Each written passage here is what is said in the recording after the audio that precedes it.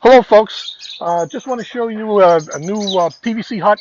I showed you in some of the other videos. I have some PVC huts that we've been making instead of using the traditional plywood because the life expectancy of that plywood is down to like a couple of years. I'm building huts, and within 2 years they're falling apart again. So we started using this PVC. I just want to show you how we made this particular hut. We did use 2x4 frames because you can't get 2x4 PVC. But we use 2x4 frames, and what usually deteriorates is this PVC. So it works real nice. The doors close nice.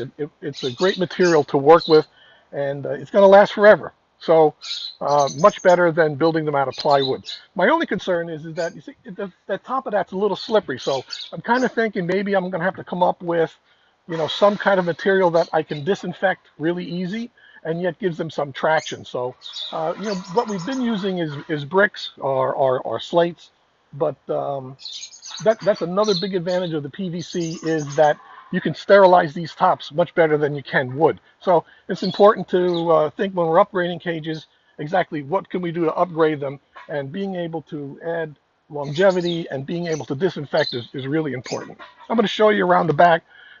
That's the other half. That's how we put the heater element in and out. So follow me around the back. We'll take a look. Okay, folks, what I wanted to do was I wanted to show you what we're actually coming from and what's happening with those huts that are only a couple of years old.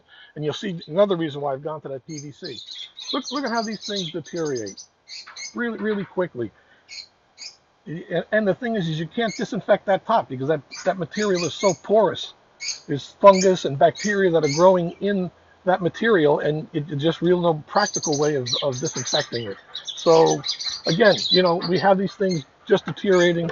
Look when you try to close it, you're trying to put them away for the winter or whatever. You deal with this.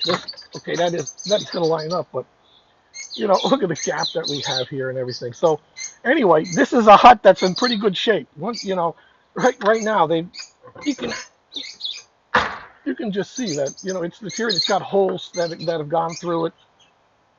That's what you got to get away from. Right, go around the back. We'll check that other one out. Okay, now we're at the back of the cage. Here's where the magic really happens. What's nice also about these cages, I've built them a little bit higher, but when I want to change the heating element, all I got to do is open that door, and I just slide my heating element in there. So this allows me to change a bulb, change a fixture, and it simply plugs in. The other nice thing about if you get in here, I don't know if you're going to have enough light. We should have left that door open in there. Looks like you're getting some light.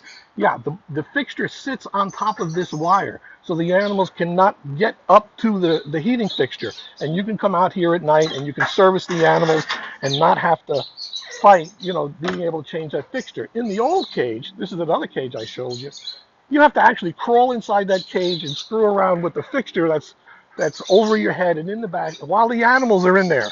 So, it's just really uncomfortable to work like that. You got to be able to service the cage from the back without disturbing the animals and create a safe environment where they don't get burnt by the heating fixtures. That's the way, we're doing it here in South Florida. Let me know if any of you other folks have some good ideas of cage design. I'd like to hear what people's comments are. Take care, everybody.